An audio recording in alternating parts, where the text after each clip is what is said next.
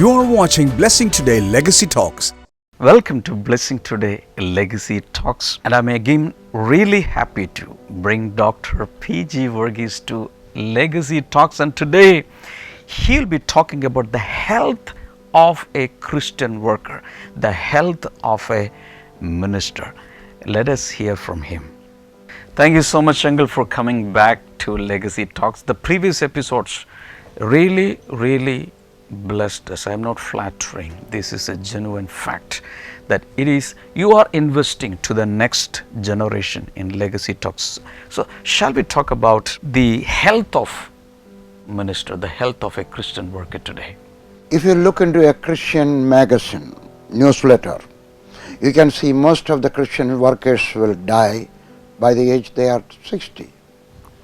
Do you know that is the best time to invest into Christian workers, other workers? They can train, they can mold, they can mentor, but they are gone by the time they are 60 years old.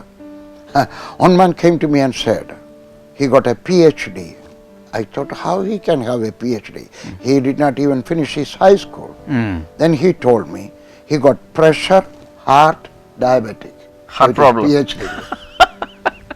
Which is true. Most of the pastors. Why? Because they are not taking care of their health. Now, if you will go to the Bible, Genesis chapter 2 verse 15, God called Adam and said, look at the garden. Whatever you see, you can eat the fruits of all the trees you want as much as you want. The first lesson of God about health. You can eat all the fruits of the trees you are seeing. You go to a diabetic doctor, he will say the same advice. Whatever you see, you can eat as much as you want, vegetables or fruits. You will not become sick. Okay. If you will eat something that is under the earth, potato or something like that, or chicken or goat, because you see the animal, you don't see the meat.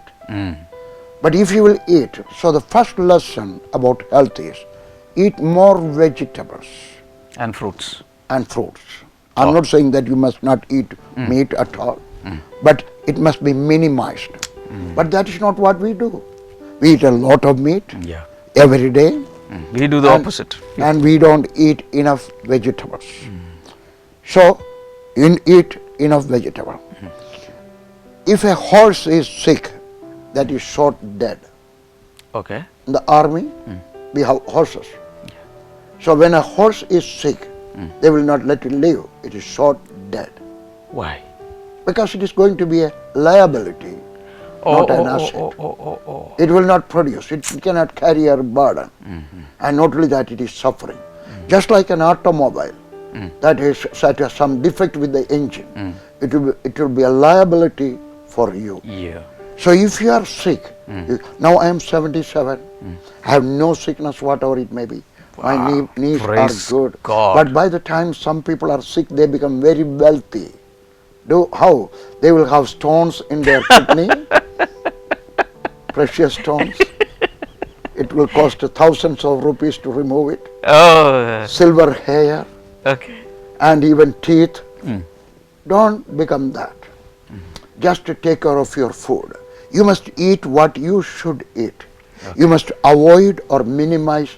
Now I don't take sugar at all for the last 2 months. My diabetes. You avoided all sugar, totally intake of sugar. Okay. I'm not diabetic. My blood sugar is only 102. 102. Very that's normal. all. I can go to 120. 110 is very safe. But even then I thought, why 102? Why I cannot bring under 100?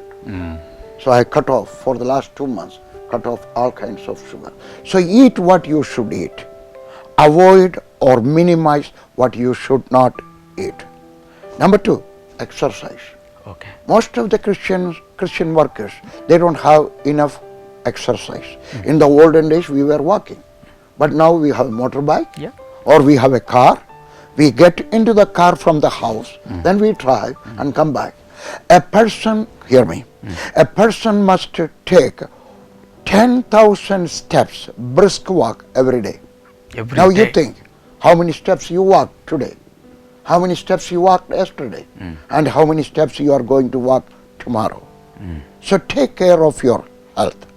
I told you in my previous session, I go for 1 hour walk, 50 minutes minimum. I like to walk. I go at high speed. Even other young men, they will look at me and say, he's very fast. Yes, I tuned my body like that because I want to live long. And as long as I am living, I want to be in good health. Yeah. I don't want to become a liability to God. Others. Yeah. When I become a born-again Christian, I made a few decisions to God. Number one, Lord, I will not be an expensive child for you. But if you are becoming sick, you are becoming expensive. Yeah. You have to buy that medicine and this medicine. Of course, I understand. Even if you take care of your food, if you take care of your health, still you can become sick. That you cannot help. That is not your fault. But most of the people are becoming sick because of their fault. They don't have enough exercise. Yeah. They eat too much food, what they are not eating. Now hear me. Once you are 40 years old, you can reduce your normal food to 1/4. 1/4. 1/4. 1/4. If you are eating 5 chapatis, you can bring it to 4 chapatis. Don't cut off immediately. Yeah. 4 Slowly, chapatis, slowly. then 3 chapatis. May eat half a chapati tonight. I don't need. Some people said, I feel hungry. How can I help you with that? If you feel hungry, don't reduce all of it sudden. From 5 chapatis to 4 chapatis, 3 chapatis, Okay. 2 chapatis, 1 chapati, half a chapati. If you feel hungry, drink 2 glasses of water. Oh, fill the stomach. It will take away your hunger. And you must go for exercise. Take my next advice. If you want to be healthy, find a naturopathy doctor. Okay. There are several naturopathy centers all over India, especially Kerala. What about the other countries? There are naturopathy centers in other nations also? Yes, Or- you can go to the okay. you can go to the web page, Okay. which is the nearest naturopathy center. They will tell you. It Oh, is in not every- only in India, in every other country, nations. Every country. Okay. But in India, because of the Ayurveda, Yes. this is the land of naturopathy and Ayurveda. You have more centers. I go there because I want to live in good health. I go once in a year. I spend 10 days. It is not a waste, it is an investment. Yeah. During the rainy season, that is the time I go. Because in the rainy season, I cannot have crusades. Okay. So I go to Kerala, I go to a naturopathy center. I will suggest 3 things for good health. Number 1, massage. Okay. If you have massage for 11 days or 14 days, your blood circulation will be wonderful because of the massage. Number 2, steam bath. Number 3, mud bath. These 3 will give you good health. I urge you as a friend, as an elder brother, have good health. I understand, even if you do all these things, you can become sick, but then pray. Once I was diabetic. Okay. In 1984, my father died. Oh. When he died, he was a chronic diabetic patient. He did not die because of diabetes, but when he died, he was a chronic diabetic patient. And my mother was a diabetic patient. Oh. And I went home after my father died. My mother looked at me, and you can still watch me. I'm scratching my body here and there. And my mother said, are you diabetic? I said, no. She said, I'm afraid you are diabetic. So that is a symptom. Yeah, you are itching your body, scratching your body, and you are drinking too much water, and you are using the bathroom again and again. These are the symptoms of diabetic. My mother had a laboratory in the corner of our house because my father and mother both were chronic diabetic patients. Okay. He checked me up, and she started to beat her chest and say, son, you are a chronic diabetic just like your father when he died. He died at the age of 76, but I was only 42 years old. Okay. And I am spending my time in the villages. In the villages, when I go, they may give me a cup of tea, how to drink it. I cannot say, no, I cannot have with sugar, bring me, and they may not have milk, they may not have tea dust. So I have to drink one. I cannot say, I cannot eat rice, give me chapati. So I have to eat what? I said, God, help me. Then I remembered, Jesus talked to the sea. Jesus talked to the storm. I decided to talk to my storm, my diabetic. Okay. I went home and I prayed in the evening. God heal me. I prayed a crazy prayer. I said, the blood sugar in my body, let it go into the ground. The blood sugar in my body, go into the air. I made sure that my wife is not watching me. Because if she is watching me, she will call the mental asylum and say, here is a crazy man who is talking to the earth and sky, please take him. But I talked to the ground. I said, in the name of, and I caught hold of a plant and said, in the name of Jesus Christ, the blood sugar in my body, let it go to the blood. Okay. Next day I went to the laboratory and there was a girl from Karthikapalli. Okay. Her name is Annie. She took my blood. She said, you are a diabetic patient.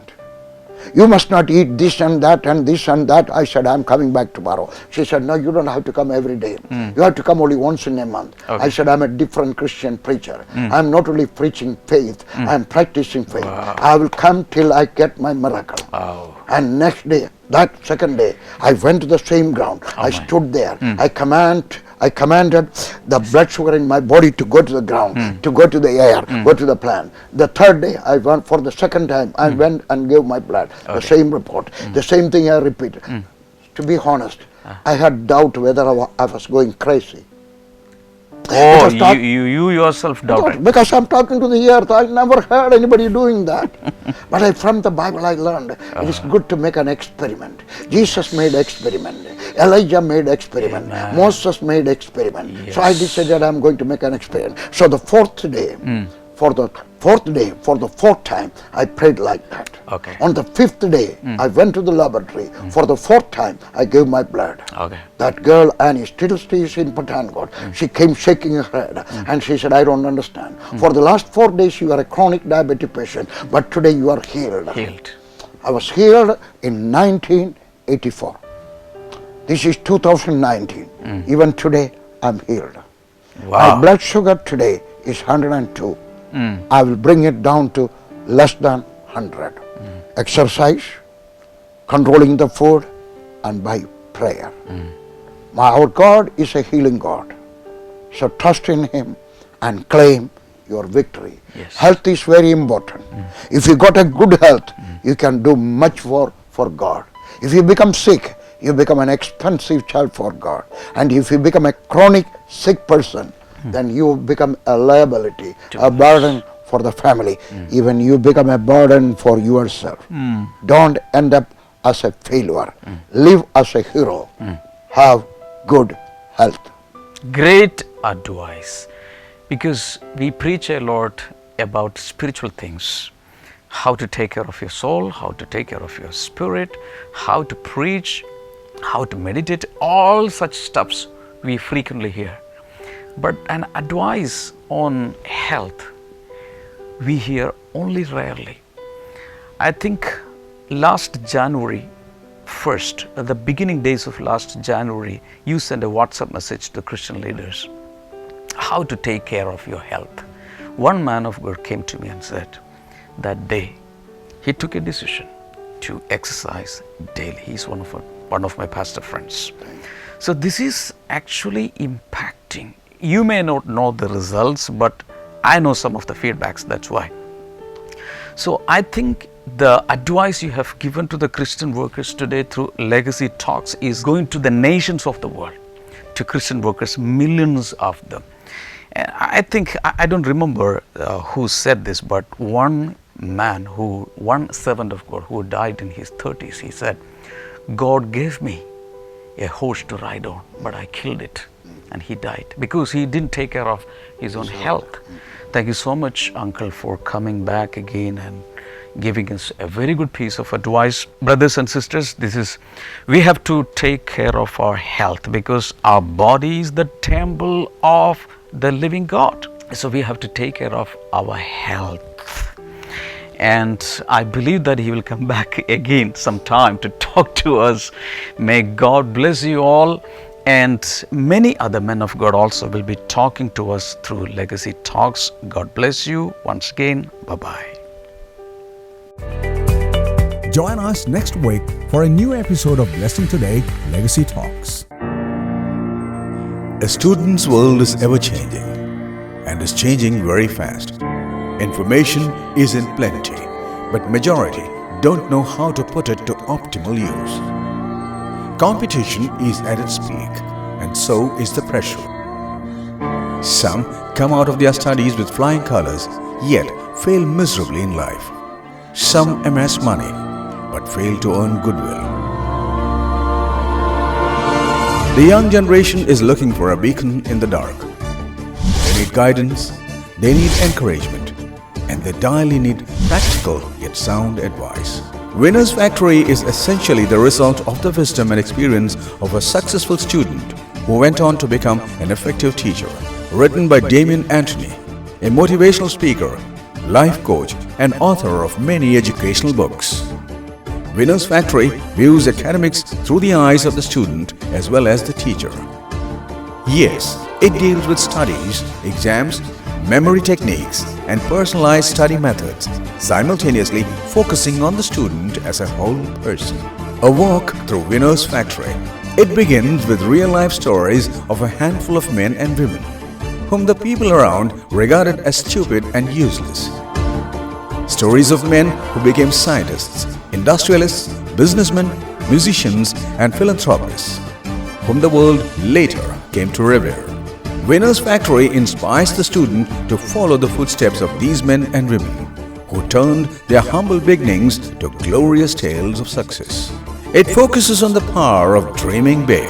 It helps students to discover the dream of their lives and the way to its fulfillment. It teaches the young ones the matters that matter to a successful person. It puts forth a simple yet solid ABC formula for success. Winner's Factory injects the much-needed quality of perseverance into the minds of the students and encourages them to keep their eyes focused on the goal. It soundly establishes the fact that winners never quit and quitters never win. It not only teaches the value of time, but also provides ways to tackle tasks with efficiency and excellence. It helps the student to tackle silent time killers and put this limited resource to its maximum use. The longevity of success depends on the character of the achiever. So, Winner's Factory puts stress on life principles and character of the student.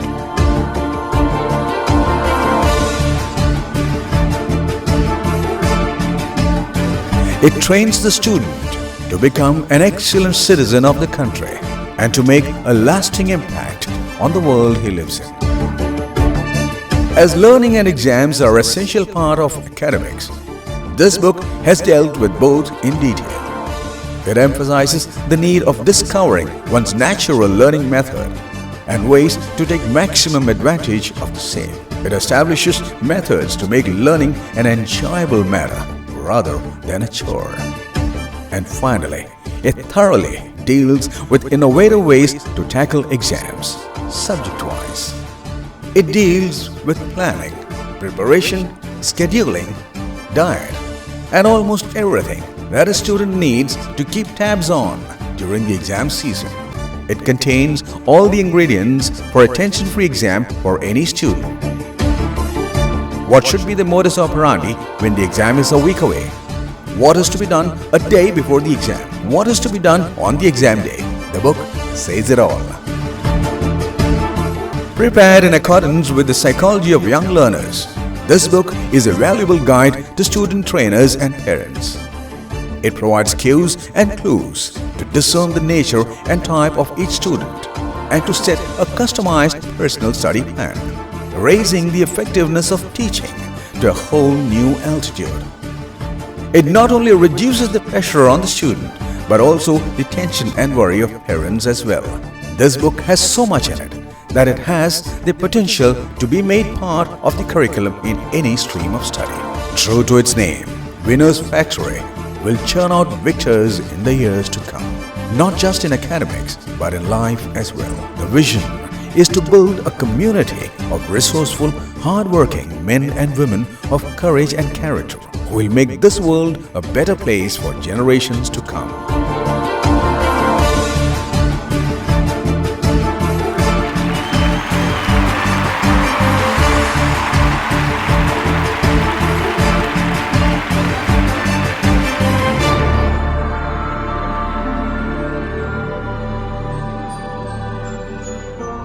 Subscribe to Damien Antony YouTube channel right now.